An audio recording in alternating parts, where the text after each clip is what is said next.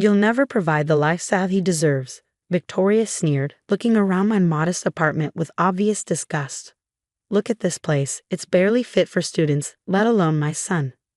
I stood quietly, holding my emotions in check as my mother-in-law continued her weekly ritual of tearing down everything about my life. My name is Emma, and at 28, I thought I found my happily ever after with Michael, Victoria's only son. We met at a local coffee shop where I worked while pursuing my teaching degree. Despite coming from different worlds, he from old money, me from a hard-working middle-class family, we fell deeply in love. That is, until Victoria made it her mission to remind me daily that I didn't belong in their world. Really, Emma, she continued, picking up one of my handmade throw pillows like it might contaminate her designer outfit. How do you expect to maintain Michael's standard of living? Teaching kindergarten. She laughed, a sharp, cruel sound that echoed through my small living room. My son needs someone who can contribute to his lifestyle, not drag him down to this. I took a deep breath, remembering my late father's words. Your worth isn't measured by your wallet, Emma, but by your heart. He'd raised me alone after Mom passed, working 2 jobs to put me through college. Every penny I earned felt like a tribute to his sacrifice. I may not be wealthy, Victoria, I said calmly, but I make enough to live comfortably, and Michael loves. Oh please, he cut me off, waving her manicured hand dismissively. Love doesn't pay country club memberships or maintain summer homes in the Hamptons. Speaking of which, her eyes narrowed as she pulled out her phone, showing me a real estate listing. This is where the Anderson's daughter lives with her husband. She's a surgeon, you know. Now that's a suitable match for someone of Michael's standing. Before I could respond, my phone buzzed. A text from Michael. Family emergency. Dad's collapse. Meet me at Memorial Hospital. Victoria, I said urgently, showing her the message. It's about Richard. The color drained from her face as she read the text. Without another word, we rushed to the hospital, our previous confrontation temporarily forgotten. In the car, Victoria's usual commanding presence crumbled slightly, revealing something I'd never seen before. Fear. At the hospital, we found Michael pacing in the waiting room, his usually perfect hair disheveled from running his hands through it. Mom, Emma, he said, hugging us both. I noticed Victoria stiffen slightly when he embraced me. Dad stabilized. But what? Victoria demanded, her voice sharp with anxiety. The doctors say it's his heart.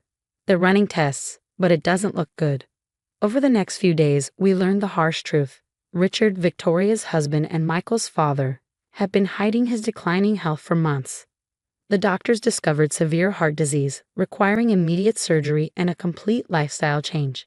What surprised me most during this time was Richard himself. Unlike Victoria, he had always treated me with quiet kindness. Even now, lying in his hospital bed surrounded by beeping machines, he made an effort to smile when I visited. Emma, he said one afternoon when I brought him some homemade soup, something his own wife hadn't thought to do. You remind me so much of someone. Who? I asked, helping him sit up. My Catherine, he said softly, his eyes distant. My first love, before Victoria. She was a teacher too, you know. I blinked in surprise. I didn't know you were married before. Not married, he sighed. My father, your husband's grandfather, he was like Victoria. Thought Catherine wasn't good enough for our family name. Forced me to break it off. Sometimes I wonder. He trailed off, looking at the simple bowl of soup I brought. You have her kindness. Before he could say more, Victoria burst into the room. What are you doing here? She snapped at me. Richard needs rest, not your amateur nursing attempts. Actually, Richard said firmly, Emma's soup is the first thing that's given me an appetite in days. But Victoria was already shooing me out of the room, closing the door firmly behind me. That evening, as I was leaving the hospital, I quite literally ran into Henry, Richard's elderly butler, who had served the family for over 40 years. Papers scattered everywhere as we collided. Oh, I'm so sorry, I exclaimed, helping him gather the documents. As I picked up what looked like old photographs, one caught my eye. A young Richard with a pretty woman in a simple dress, both laughing at something off camera. I turned it over and read the faded writing. Richard and Catherine, summer 1975. Henry quickly took the photo, but not before I saw the striking resemblance between this Catherine and myself. We shared the same warm smile, the same kind eyes Richard had mentioned. "Miss Emma," Henry said quietly, glancing around to ensure we were alone. "Perhaps you could visit the manor tomorrow? There's something in Mr. Richard's study that you should see. Something about Catherine." Before he could finish, Victoria's voice rang out down the corridor. "Henry, where are those papers?" The old butler hurried away, leaving me standing there with more questions than answers. As I drove home that night, Richard's words echoed in my mind. "Sometimes I wonder." Wonder what? And who was Catherine, really? Something told me the answers would change everything. I just had to find them first. The next morning, I arrived at the family manor early, my heart pounding as I parked my worn Honda next to Victoria's gleaming Mercedes. The sprawling estate had always intimidated me, but today felt different. Today, I was here for answers. Henry opened the door before I could knock. "Miss Emma," he whispered, glancing nervously over his shoulder. "Mrs. Victoria is at the hospital. We don't have much time." He led me through the mansion's marble halls to Richard's study, a room I'd only glimpsed before. Victoria had always claimed it was private family space. Another subtle reminder that I wasn't really family. "Mr. Richard has been trying to tell you something," Henry said, pulling out an old brass key. "But Mrs. Victoria, she watches him too closely." He unlocked a massive oak desk, its surface covered in expensive leather. "Last week, before his collapse, he asked me to show you this if anything happened to him." From the bottom drawer, Henry withdrew a dusty leather-bound journal and a small stack of yellowed letters tied with a faded blue ribbon. "These belong to Catherine," he explained, "Mr. Richard's first love." I carefully untied the ribbon, opening the first letter. The handwriting was elegant but simple, nothing like Victoria's elaborate script. "Dearest Richard, I know your father disapproves of us, a wealthy heir and a small-town teacher. It sounds like something from one of my students' storybooks. But love doesn't care about bank accounts. Catherine was like you," Henry said softly. "Kind, genuine, more concerned with happiness than status. She taught at the local elementary school." "What happened to her?" I asked, though I was beginning to piece it together. "Mr. Richard's father threatened to disown him, to cut off funding for his younger sister's medical treatments. He gave Richard an ultimatum: end things with Catherine, or watch his sister suffer." I read through more letters, my heart aching. The final one was tear-stained. "I understand, Richard. Family must come first. I'll always treasure what we had."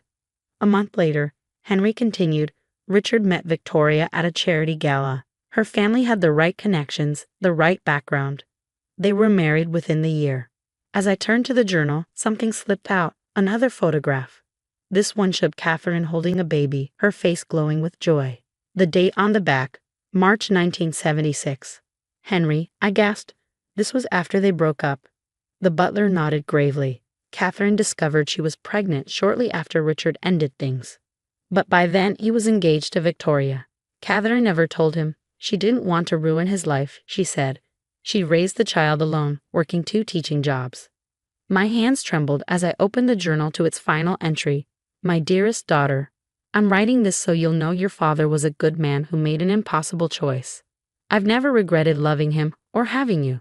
Remember, true wealth isn't in our bank accounts but in our hearts." "The daughter," I whispered. "What happened to her?" "She became a teacher, like her mother," Henry said quietly. "And years later, her own daughter, who never knew about her grandfather, would also become a teacher and fall in love with her uncle's son." The room spun as the truth hit me. My mother, Catherine, was my grandmother. Henry squeezed my shoulder gently. "Mr. Richard suspected when he first met you. You have Catherine's smile, her way with children. He hired a private investigator to confirm it before his heart started failing." "Does Victoria know?" "No, but there's more." Henry reached deeper into the desk drawer, pulling out a sealed envelope. "Mr. Richard updated his will last month. He wanted you to know about this in case Victoria tried to." He trailed off as footsteps echoed in the hallway. "Henry?" Victoria's sharp voice rang out. "Why is that shabby Honda in my driveway?" The butler quickly helped me gather the letters and journal. "The back stairs," he whispered, pointing to a hidden door behind a bookshelf. "Go, I'll handle Mrs. Victoria." I slipped out just as Victoria entered the study, clutching the proof of my true heritage and wondering how it would change everything. But I never could have predicted what happened next. 2 days later, Richard's condition suddenly worsened. The family gathered at the hospital, where he asked to speak with me privately. Victoria protested, but Richard was firm. "Emma," he said weakly, taking my hand, "you found the letters." I nodded, tears in my eyes. "Why didn't you tell me sooner?" "I was a coward once, letting Catherine go. I won't be a coward again." He squeezed my hand. "Behind the painting in my study, the landscape of the summer house, there's a safe. The combination is Catherine's birthday, 03 to 1552. Everything you need is there." Before I could respond, monitors started beeping urgently. Richard's last words to me were, "You're so much like her. Make it right." After Richard passed, Victoria wasted no time asserting control. At the reading of the will, she sat smugly as the lawyer began reading the standard document. "I leave all my worldly possessions to my wife Victoria." As expected, Victoria interrupted, shooting me a triumphant look. However, the lawyer continued, "This will was superseded by a new version, properly notarized last month." He pulled out another document. The true will was hidden exactly where Mr. Richard said it would be, behind the summer house painting. Victoria's face went pale. "What?" The lawyer cleared his throat. "I, Richard Harrison, being of sound mind, declare this my final will and testament. To my wife Victoria, who married me for my family's money, I leave exactly what she brought into this marriage, nothing." "This is absurd." Victoria sputtered. "I'll contest it." "To my granddaughter Emma," the lawyer continued. "Yes, I confirm through DNA testing that you are Catherine's granddaughter, and therefore my granddaughter. I leave the summer house, half of my personal fortune, and my controlling shares in Harrison Industries." The room erupted in chaos. Michael, who had been silent until now, turned to me in shock. "You're my cousin." "First cousin once removed, technically," the lawyer clarified. And before anyone objects, Mr. Harrison included full documentation of his relationship with Catherine, Emma's paternity test results, and evidence of Victoria's financial indiscretions.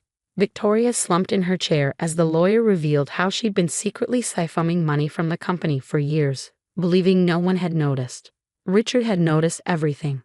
"The remaining assets," the lawyer finished, "are to be divided between the Harrison Educational Foundation, providing scholarships for aspiring teachers, and a trust for Catherine's original students' college funds." I stood up, finally facing Victoria. "You always said I couldn't provide the lifestyle your son deserves, but it turns out you were the one who had nothing to offer except lies." Michael, looking at his mother with new eyes, moved to stand beside me. "All those years you told me to be proud of our wealth, and it wasn't even yours to be proud of."